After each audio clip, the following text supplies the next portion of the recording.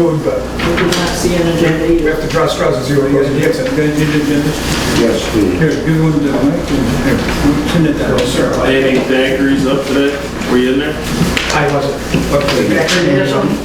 Supposed to have strawberries back today. That's when I stopped by to see what was going on and stuff, thank you, but I did not. So you might do the extra big. Send it down, Robin, The maximum rate. Nice job, Jeff. I certainly won't be ready until I ask for a favor. Thank you, sir. Okay. Yeah, been nice to see you held the door open. Thank you, sir. All it takes is one kind need. All right. Yeah, Mike, I like you. You're a dog person. It's organized. Yes, you guys all missed Jeff's dog on the thing. I thought that was his wife. Ouch! No, my best buddy died in February. Oh, man. So good. Yeah. All right, we'll call the meeting to order. Stand to the pledge. Unless you're online, I need to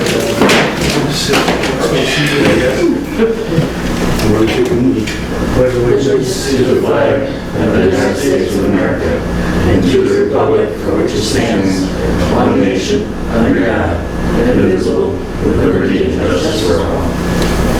I heard you. We do this. Oh Lord, as we gather this day to do the board meetings for the people of the village of Riga, grant us wisdom, compassion, and understanding. Amen. All right, everybody online here, we got myself, Nate Van Wine, better known as the Lordman, Charles, Fran, Rusty, Ron, Robin, Jim, Rodney in the room here. And for everybody in the room, we got Jeff Souls, Jim King, Nadine Bigsby, Christina, I'm gonna screw this up, Pat Gavin, Stephanie Cole, Tracy Babcock, Ed, Paul Cole, Laura, and us online. So Laura and they're online. Correct. And Jeff and Tracy.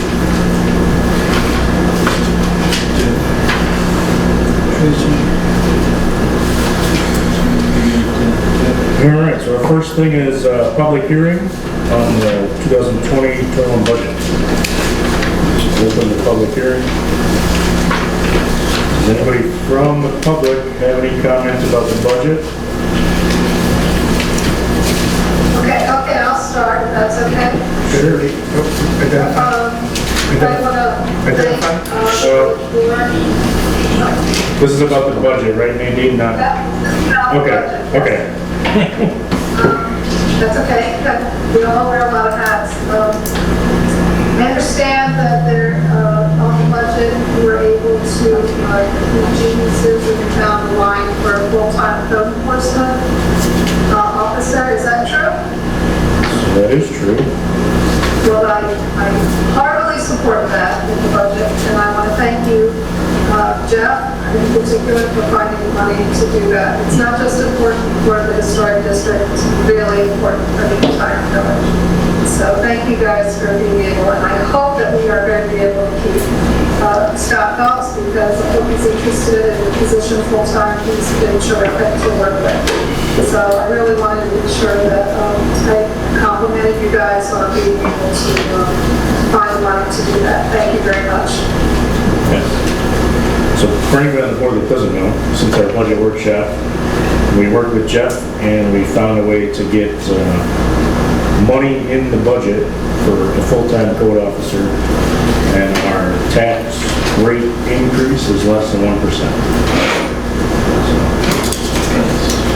Rodney and Jeff worked that out. So it was very nice.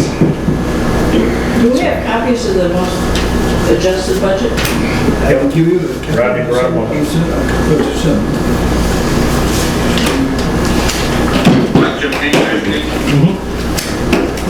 Signature, Go ahead, Jim. Nice.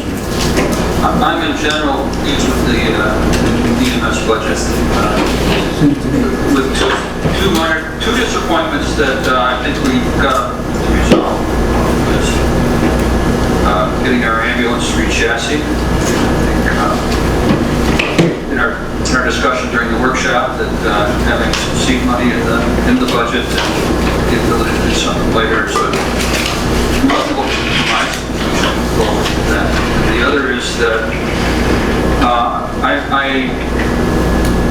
as we've talked on a number of occasions, I think it's very important that the EMS department be treated as an enterprise that has a separate fund, as is the sewer department. An EMS fund or so, and I understand the desire to do so once we've shown that the EMS department is solid. I think it's very simple. That's also a reasonable compromise, but we have to keep those things in mind in terms of. Yep, I would agree with those comments for sure. I would say I also agree with those comments. Who's that? Does that? Anybody else for this is the public hearing for the budget. All right, going once, twice. Okay, so let's close it out. That's Christina. Yeah, I knew that Christina DiStefano wanted to say something about my stuff. Yeah. Hi, sorry, I'm here. Christina DiStefano speaking, Executive Director at Teoga Arts Council. I just want to say a brief thank you for considering us in your budget decisions and for supporting the local Arts Council. It's very generous of you and you have a lot to consider and balance, and it's very appreciated, including us in your budget decisions. So thank you, and a thank you to Laura for helping to keep that happen. All right, good. All right, anybody else on the budget? All right. So we will close that at 7:11. Yes, anybody wants information about the budget? Everything is on our website. We made some nice little pie charts. I spelled a couple of things wrong on the article I wrote. We will fix the spelling. Okay, I had the bosses that told me they didn't pay me to spell.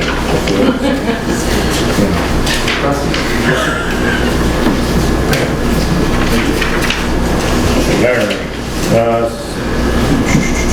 should we Close public hearing? get close the public hearing?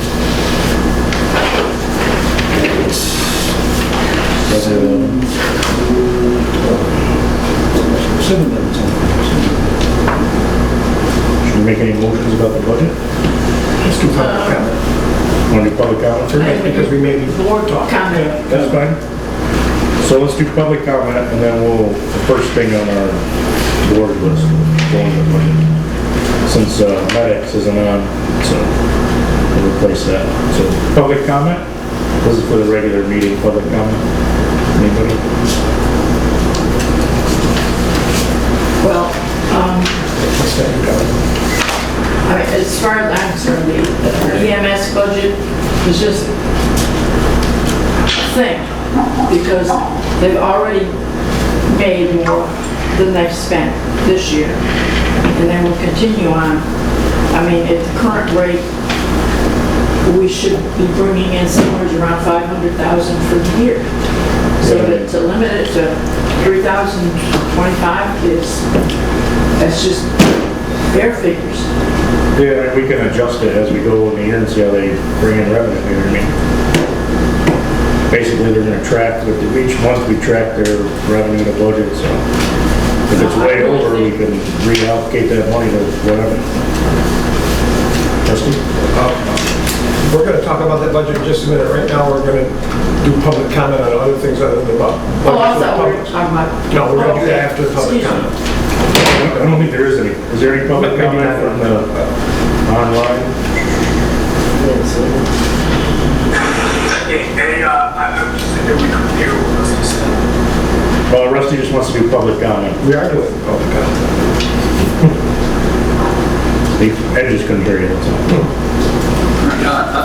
If there's no budget, good, then we'll not do it. Jim King again, I have some. Okay, go ahead, Jim. The governor's challenged all municipalities that have police departments to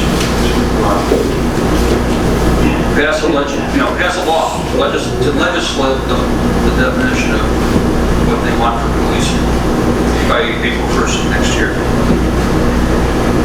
I think that's an interesting challenge, but one of the things that I appreciate on the EM side from our OPD is cooperation that we've seen, and I hope that that is not lost in in moving forward, whatever the village decides to do in terms of hearings, having legislators and public and police sitting down together to figure out what they're going to define the roles of the police to be.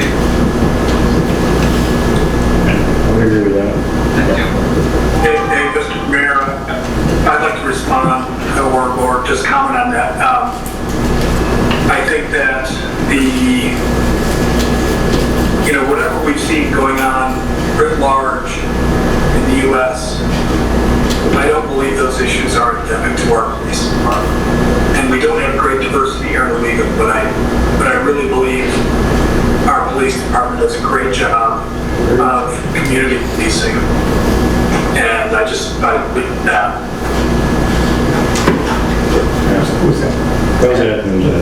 I would agree with that. I mean, we have a different style.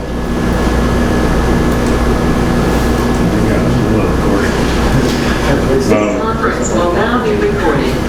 Forgot to hit the button. Or record on the other one. Don't worry. Yeah, we have a different style of policing. We have a community policing model. So I think if you ask me, it's a better model than the reactive policing model. Yeah, no, I think we have a great police department too. Yeah. But one thing that could be helpful to look at is have public input on different issues that the police department may or may not be involved with, as far as drug problems. I mean, they can't really be counselors. I mean, we need to have cooperation with the Department of Health here in Talbot County is working with the police department and other issues like that. And there are a couple other groups, even aside from the Department of Health, that help with that. Like, they came into our meetings a couple months ago about the vans and things like that. So I mean, all those people need to be involved in the planning and Are we still in public comment? Jim, again, I'm reinforcing what I said earlier. The way it is now, I hate to see us lose that cooperation in terms of what's going on. I sure hope we don't lose any of that, through the process.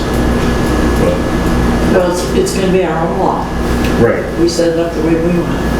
Right. So we are working through that with the chief and Nate, obviously. We just are working through those things. So, the governor says we have to do it, so that's what we're going to do. Because you have almost a year to do it. We do. Which gives you plenty of time, but that's time that should be used as opposed to kind of wasted. I mean, to Frank's point about wanting to involve people and have those discussions, that's a requirement. And so there will certainly be, if not public hearings and large gatherings of community groups in the village and the police to talk about all those things. And the fire and the EMS, because every one of those groups has people who routinely interact and see things and are there providing assistance and all that stuff. I mean, it's really a big undertaking, but it's something that I think can be done. And there will be people from the county, I'm sure, who are going to be involved with the communities that have police departments in the county to make sure that it's being coordinated with the sheriff's office too, of course, and the state police. Every level has to do the same plan. So. Yeah, well, I agree with you, Nate. It needs to be, we need to get on it this summer because although it may be April 1st, I mean, we should have it finished by February so that we can have public hearings on it and do the final law and get it in by April 1st. Yeah. Take our time with it, make sure we do it right. Are there any other public comment for the meeting? All right, so close the public comment. All right, so now we can have a discussion on the budget for the board. Never mind, I say something.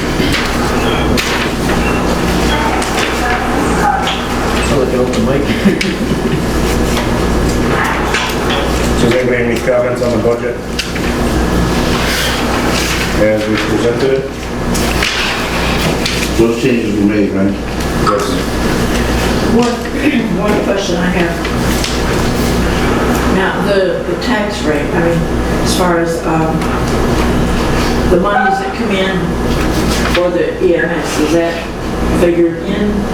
Or are you figuring that, not even counting that, figuring it's taxable? So the EMS is, right now it's paid for by revenue. So not, it doesn't, so it's in the budget, but their revenue line item is 350,000 and their expenditure line item is 350,000, so Okay. it evens itself out.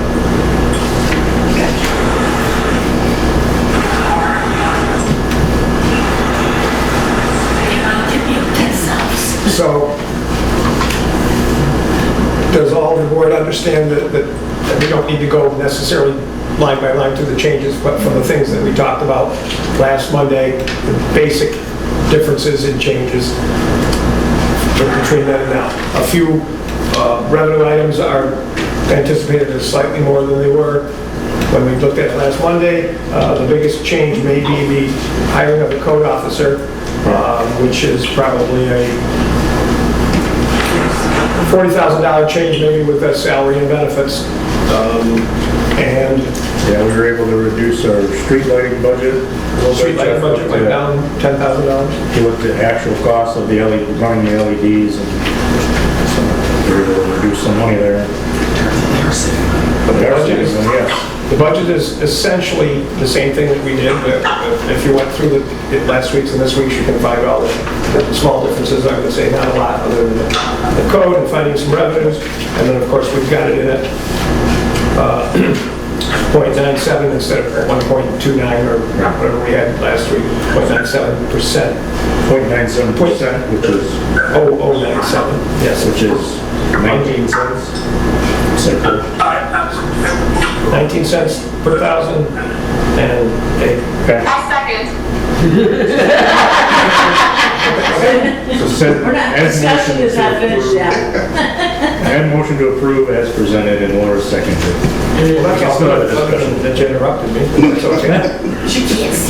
And we're not able to hear you. Yeah, probably. You gotta, Certainly moves the needle. It does indeed. I would have been doing that here myself. showing the DPW Wi-Fi. Now we have a motion and a second. Not talking, if you mute, I can see that you're coming up a lot as a lot of the infrequency or whatever. I'll mute. Yeah, he's got a vote. I come in, so. All right, so any other discussion on the budget? Now we have a motion and a second.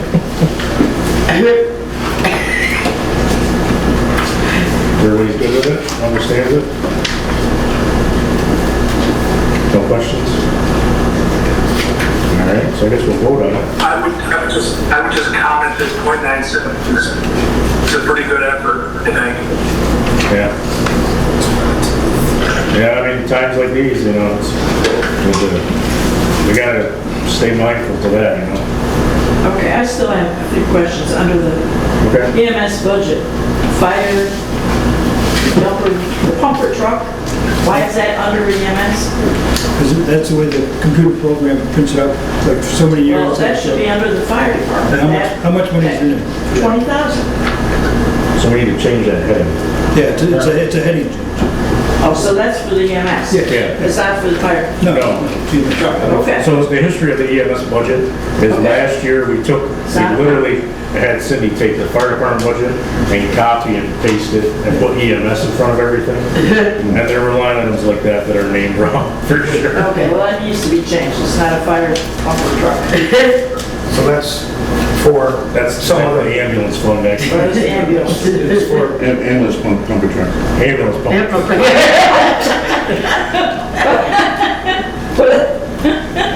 Never mind. Put it on the back.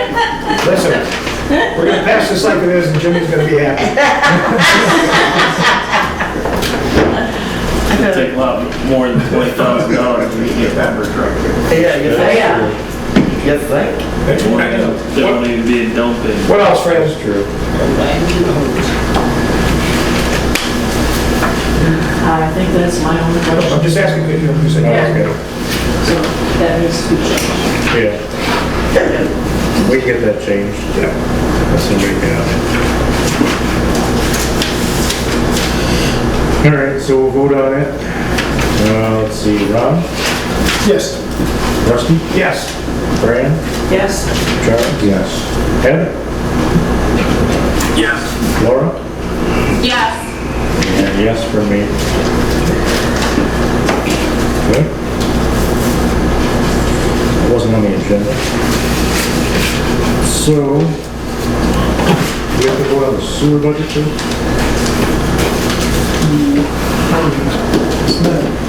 We should, yeah, but it's just, I didn't, sewer budget is the same. Their revenue equals their expenses, and it covers all their, no rate increase, nothing new. Right, no EDU change at this time or anything like that. Just follows on last year's budget, so. Ron, are you comfortable with that? I move that we would accept the sewer budget as presented. Second. Ron and Rusty. So does anybody have any questions about the sewer budget? You know, I got any money in there. No his money. No pumper trucks for the sewer. Ask some questions, because we won't be able to answer them. Right. Well, Tracy's on, so. All right, so we'll vote on the sewer budget. Ron? Yes. Rusty? Yes. Fran? Yes? Charles? Yes. Ed? Yes. Laura? Yes. And yes for me. All right. So I thought MedX might join us tonight, but we're unsure if they actually scheduling wise could. So don't see them on, so I'm gonna bet that they can't, so we'll have them on next time, hopefully, to answer whatever questions you guys have about medical billing kind of stuff. The next thing is review the pool opening guidelines. So this isn't really like a, I just want to bring this to everybody's attention that for the pool opening, the guidelines that we have to follow by New York State are the 2 pages that I passed out, which is the Department of Health. They call it interim guidelines for pools and recreational aquatic spray grounds during COVID-19. These are what we're going to try and follow, what we have to follow. And mainly it is social distancing, signage, we're supposed to put hand sanitizer up there for people to use. And probably the biggest hurdle is we have to develop a timeline or frequency to clean the bathrooms. You know, Does that that would be be, a number of times a day?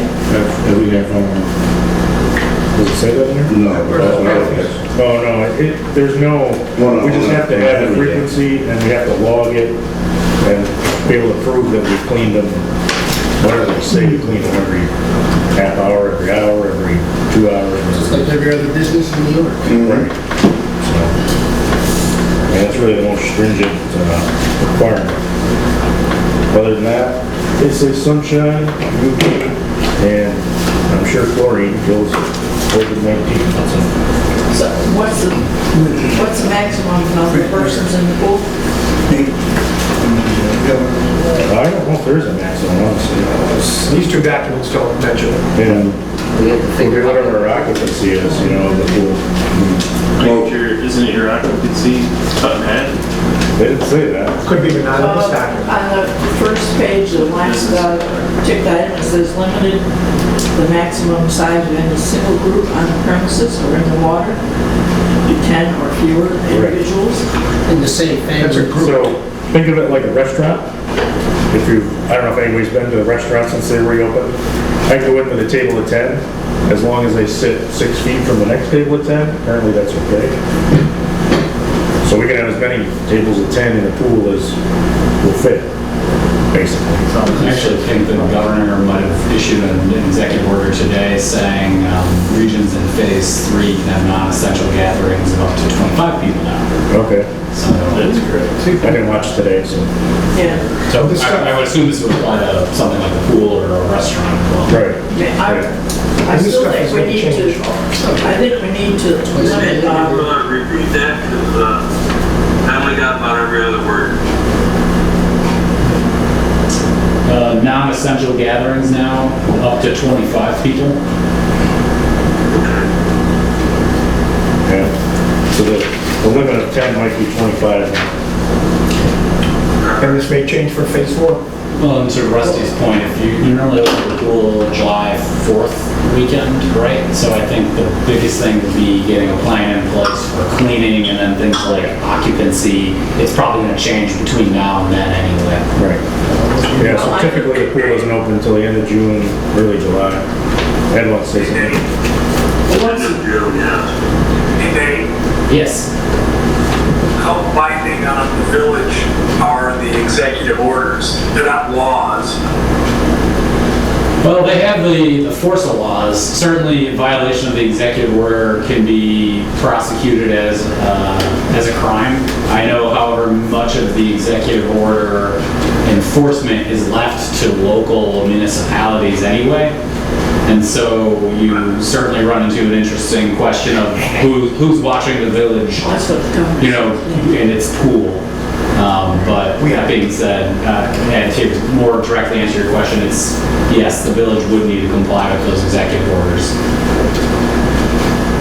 yeah, if there But were, the village would also be charged with enforcing non-compliance with those executive orders against itself. Is that correct? The Department of Health, I believe, has some enforcement capability. You know, certainly they're going around to restaurants and other places like that to investigate some of those things, and something like a pool they might show up at as well. They are the enforcer of these masks and restaurants and everything. A quick aside about occupancy, it says on the bottom of page 1, occupancy of the premise and pool shall be limited to the number of individuals and groups who can safely and appropriate space be safely and appropriate space, I'm not reading this well, such that each individual and group is at least 6 feet from the other. So it doesn't have a number of capacity of 50%, it has a definition, or whatever value it is. However many people you safely can fit in there. Pools vary in size, so there's no one size fits all. Now, let's remember that raises no feasible assembly issues. Do you mean, what do you mean, Ed? Like a non-essential gathering, you mean? Well, we're not rioting. No, we're not rioting. Yeah, I mean, it's I hope not. certainly in the sense of a protest, folks are exercising their First Amendment rights, and they should be socially distanced even during that. You know, but it starts to run into questions of constitutional rights to peaceably assemble and speak versus just get together and enjoy yourself. Hopefully, we don't end up with too many issues or pushback from folks on whatever rules or occupancy limit the village puts in place for Pool riots. Well, I was going to say, we have to keep in mind that it seems to be 3 parts of the pool. You have the restrooms, which is a public area. You have the perimeter of the pool, and then you have inside the pool. Right. So I'm guessing that inside the pool, I mean, it's kind of hard to maintain 6 feet when half of them are swimming underwater, half of them are bouncing around, some of them are cannonballing, and they're playing tag in the pool. So, and they're actually in the pool where chemicals are, present. So, I mean, that's one factor. The perimeter of the pool, yeah, the social gatherings, you gotta make sure that everybody is, within those guidelines there, because you have people that come as a group and they're spaced out.